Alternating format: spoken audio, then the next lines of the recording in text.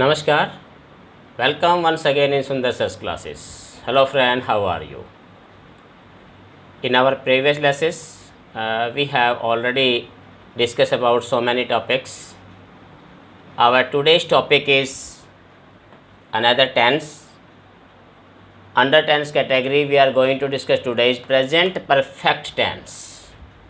In previous lesson, we have discussed about present indefinite, past indefinite, present continuous and past continuous. Today we are going to discuss on present perfect tense कि present perfect tense क्या होता है, इसकी formation क्या होती है और इसके बाद इसके प्रयोग यूजेस क्या होते हैं। तो लीजिए सबसे पहले भी स्टार्ट करते हैं इसके स्ट्रक्चर के साथ, फॉर्मेशन के साथ। फॉर्मेशन ऑलमोस्ट जो स्ट्रक्चर होती है ऑलमोस्ट सभी सेंटेंसेस सभी टेंसेस की एक ही होती है। जो डिफरेंस होता है वो सिर्फ क्या होता है कि वो होता है एक तो use of helping verbs and use of verb, form of verb. Helping verbs और वर्ब जो है वो लगभग टेंसेस के अंदर चेंज होती है, बाकी जो स्ट्रक्चर होता है उनका सभी टेंसेस का एक सा ही होता है। इसके अंदर हम अफर्मेटिव सेंटेंस के अंदर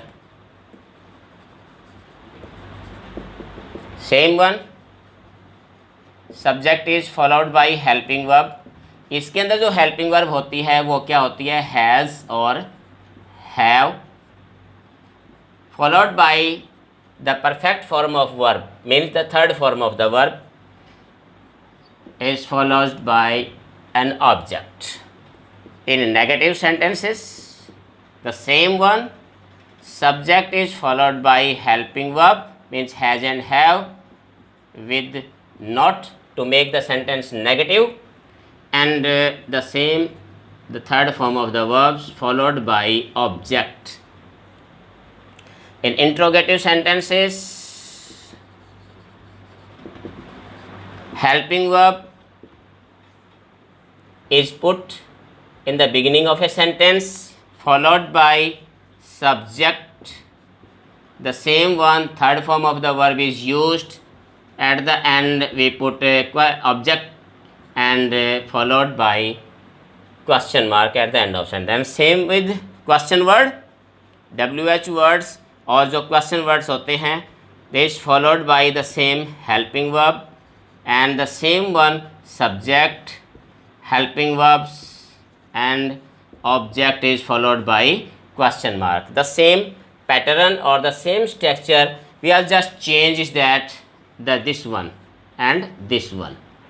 केवल मैंने बताया अभी कि वर्ब की फॉर्म और हेल्पिंग वर्ब में जो है वो हर टेंस के अकॉर्डिंग चेंज आता है और वही चेंज हमें बताना ज़रूरी होता है। सबसे पहले बता दूँ आपको, जो स्ट्रक्चर होती है, स्ट्रक्चर जो है वो किसी भी टेंस में किसी भी सेंटेंस के अंदर जो है सबसे महत्वपूर्ण होती है। जब भी आप कोई सेंटेंस बनाते हो तो सबसे पहले आपको उसका स्ट्रक्चर आपको पता होना चाहिए, उसकी फॉर्मेशन आपको पता होनी चाहिए। अगर आपको सेंटेंस की स्ट्रक्चर पता है, उसकी काइंड पता है, उसका टेंस पता है, तो आप किसी भी सेंटेंस को आसानी से फ्रेम कर सकते हो विदाउट एनी एरर। तो ये तो था हमारा इसका फॉर्मेशन और स्ट्रक्चर इसकी। और अब हम इसका जो बताएंगे वो हमने करना है इसके यूजेस, कि यूज क्या है इसके। जो यूजेस हैं इसके, पहला क्या है, टू एक्सप्रेस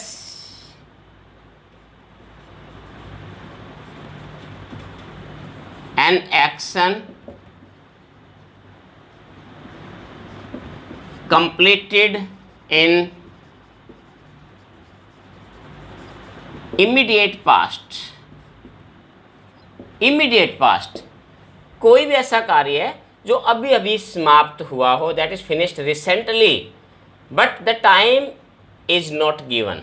ये इसमें थोड़ा सा आपने ध्यान रखना है, ये थोड़ा जो डिफरेंस इसमें यही है इस बात का कि जिसमें इमीडिएट पास्ट में जो अभी अभी काम समाप्त हुआ है but time is not given, तो इस प्रकार के जो एक्शन होते हैं, जो सेंटेंस होते हैं, वो प्रेजेंट परफेक्ट के अंतर्गत ही लिखे जाते हैं। Just like I have finished my lunch. The teacher has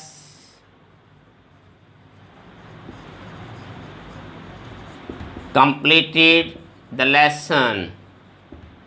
is the same one.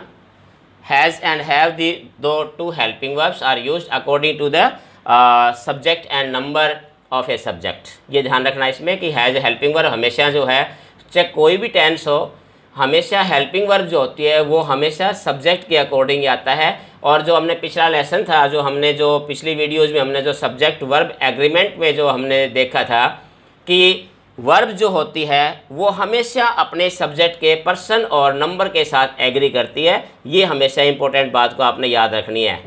तो इसी के अकॉर्डिंग ये होता है इसका दूसरा जो यूज है वो हमारा क्या है, इसका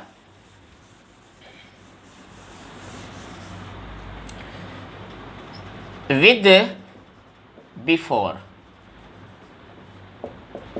बिफोर के साथ देखिए, इसमें थोड़ा सा आपने ध्यान कि बिफोर वर्ड के साथ हम प्रेजेंट परफेक्ट का यूज़ करते हैं किन परिस्थितियों में, कि यहाँ जो बिफोर जो है वो इस बात को थोड़ा सा आपको बताता है कि whatever the action has been taken in the past is have some belonging with the present also, कि कोई भी जो काल समय जो घटना घटी है उसका संबंध कुछ फ्यूचर वर्तमान के साथ भी जिसका संबंध होता है, तो वहाँ हम जो है यूज़ करते हैं प्रेजेंट परफेक्ट टेंस का। कैसे? I have seen this film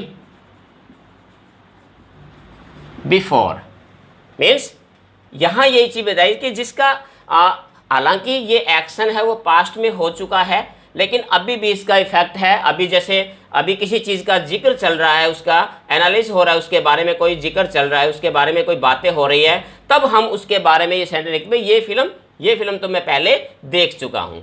तो इस प्रकार के जो एक्शन होते हैं बिफोर के अंदर जो है, जैसे और भी कह सकते हैं we have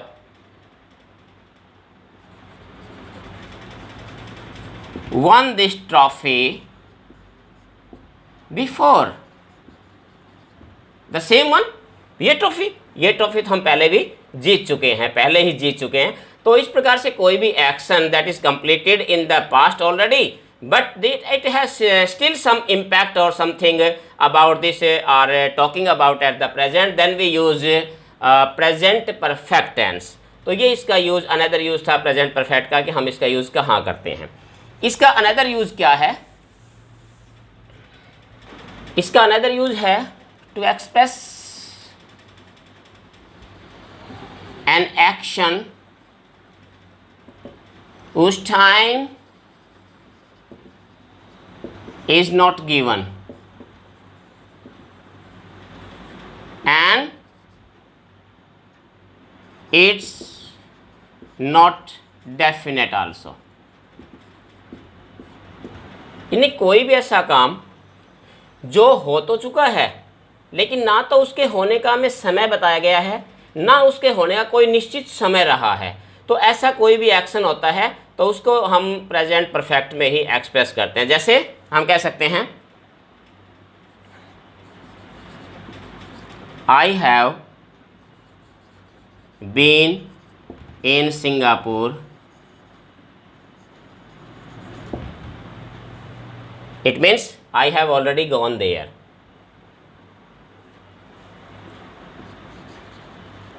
Have you read the Vedas? तो कोई भी ऐसे एक्शन जो हम जो भी पास्ट में हुए लेकिन उनके कोई डेफिनेट टाइम उनका नहीं हुआ, जो कोई भी एक्शन कब हुआ उसके बारे में, कोई डेफिनेट टाइम के बारे में या उसके किसी प्रकार का जो टाइम का कब हुआ उसके बारे में अगर हमें नहीं पता होता है, तो ऐसे एक्शन को हमें एक्सप्रेस करने के लिए भी हमें प्रेजेंट परफेक्ट टेंस का ही सहारा लेना पड़ता है। हम इसी के अकॉर्डिंग उसको भी हम एक्सप्रेस करते हैं। And the another one use of this tense, another इसका यूज है to express an action which started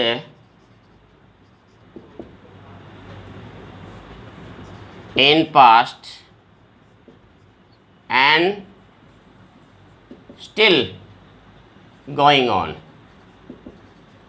अब इसको टॉपिक को ना, ये जो हमारा पॉइंट है ये थोड़ा थोड़ा हमें इशारा करता है परफेक्ट कॉन्टिन्यूस की तरफ भी, जो हमारे परफेक्ट कॉन्टिन्यूस टेंस होता है उसकी तरफ भी। उसमें थोड़ा सा डिफरेंस इन दोनों टेंस में जो है वो थोड़ा बहुत ही डिफरेंस होता है। सिर्फ क्या होता है कि एक हमें वे ऑफ स्पीकिंग का एक थोड़ा डिफरेंस होता है उसमें, कि किस प्रकार से हमें बोलने का अंतर होता है, केवल उसी के हिसाब से हमें इसका जो डिफरेंस होता है, अदरवाइज इसमें ज़्यादा डिफरेंसेस नहीं होता। जैसे इसका एग्जाम्पल के तौर पर हम क्या कह सकते हैं इसका, we have lived here for 10 years। जैसे इस प्रकार से, हालांकि हम इस जो हमारा ये सेंटेंस, इसको हम प्रेजेंट परफेक्ट टेंस के अंदर भी, प्रेजेंट परफेक्ट कॉन्टिन्यूस टेंस के अंदर भी इसको हम एक्सप्रेस कर सकते हैं। सिर्फ बोलने का थोड़ा डिफरेंस होता है। जैसे इसको हम ये कह सकते हैं कि हम वहाँ 10 वर्षों तक रहे, 10 वर्षों तक रहे। तो इसका मतलब क्या हो, एक डेफिनेट टाइम जो है हमारे पास, एक टाइम जो है एक पीरियड दिया गया है, उसके दौरान हमने वो काम किया। तो लेकिन उसमें जो है परफेक्ट कॉन्टिन्यूस अगर होगा तो उसके अंदर जो है थोड़ा सा इसका डिफरेंट जो है वो हो जाएगा, ज़्यादा अंतर इसमें नहीं पड़ेगा। तो इसका ये एक एग्जाम्पल है, जो इसका एक ये भी यूज़ होता है कि कोई भी ऐसा कार्य जिसका कुछ भाग जो है वो पास्ट में हुआ, लेकिन कुछ भाग जो है इसका अभी भी बाकी है या जो है हो रहा है, तो इस प्रकार का जो सेंटेंस होते हैं वो हमेशा हम परफेक्ट यानी प्रेजेंट परफेक्ट टेंस में ही एक्सप्रेस किए जाते हैं। अब थोड़ा सा मैं आपको एक सिर्फ थोड़ा सा मैं डिफरेंस, क्योंकि हमने प्रेजेंट परफेक्ट, प्रेजेंट और पास्ट इंडेफिनिट, प्रेजेंट परफेक्ट और पास्ट इंडेफिनिट, इन दोनों में थोड़ा सा ही डिफरेंस होता है। अक्सर स्टूडेंट्स इसमें मिस्टेक करते हैं दोनों को अंडरस्टैंड समझने के, कि दोनों सेंटेंस, दो टेंसेस में डिफरेंस क्या होता है। सिंपल एक आपको मैं डिफरेंस का फार्मूला बताता हूँ, दोनों में डिफरेंस क्या होता है कि जो प्रेजेंट परफेक्ट टेंस होता है इसमें होता है नो टाइम गिवन। भी कोई भी एक्शन होता है उसका समय नहीं दिया जाता, कोई भी काम हुआ है उसका समय नहीं दिया जाता, भी कोई काम कब हुआ तो उसका एक समय नहीं दिया जाता, वो होता है प्रेजेंट परफेक्ट में। और पास्ट इंडेफिनिट में डिफरेंस ये होता है टाइम इज गिवन। एग्जाम्पल देखिए दोनों को मैं एग्जाम्पल के जरिए बताता हूं। जैसे I have done my work, यहां मैंने अपना काम खत्म कर लिया, कब किया पता नहीं है। अब यहां इस सेंटेंस में जैसे हम कह सकते हैं my friend return last night. अब यहाँ क्या है कि लास्ट नाइट एक डेफिनेट टाइम दे दिया गया है। तो दोनों टेंस में जो डिफरेंस है वो यही किया जाता है कि जो प्रेजेंट परफेक्ट टेंस होता है उसमें जो एक्शन का टाइम जो है, the time of the action is not given और expressed. In past indefinite the time of an action is given. तो that is the main difference between past indefinite and present perfect tense. तो क्योंकि इस tense को use करते समय ये छोटी सी मिस्टेक है जो अक्सर स्टूडेंट जो है वो करते हैं, तो इस बात को आपने ध्यान रखना है कि ये मिस्टेक्स जो है इस प्रकार से आप दोनों को एक आइडेंटिफाई कर सकते हैं बोथ द सेंटेंसेस को। From now it's all from today's lesson. आज का हमारा केवल इतना ही। हमारा जो नेक्स्ट लेसन है उसमें हम टेंस का अनदर पार्ट जो है उसके बारे में हम डिस्कस करेंगे। कैसा लगा ये पार्ट? किसी प्रकार की अगर आपके मन में अभी भी कोई शंका बची है, कोई क्वेरीज है, कोई क्वेश्चन अराइज हो रहे हैं, तो आप मुझसे सीधे फ़ोन पर या मेल के ज़रिए आप मुझसे कांटेक्ट कर सकते हैं या कमेंट सेक्शन में जाकर आप कमेंट कर सकते हैं। ये बताने की आवश्यकता नहीं है कि जिन्होंने अभी तक सब्सक्राइब नहीं किया है तो वो प्लीज़ इसे सब्सक्राइब करें, चैनल को अधिक से अधिक इसे शेयर करें, अधिक से अधिक इसके एग्जाम्पल्स जो है मोर एंड मोर एग्जाम्पल्स का आप प्रैक्टिस करें। आप इसके बारे में और ज़्यादा जानकारी हासिल कर पाएंगे। जितना ज़्यादा आप पढ़ेंगे आप उतना ही ज़्यादा गेन करेंगे। That's all from now. Have a nice day. Thank you.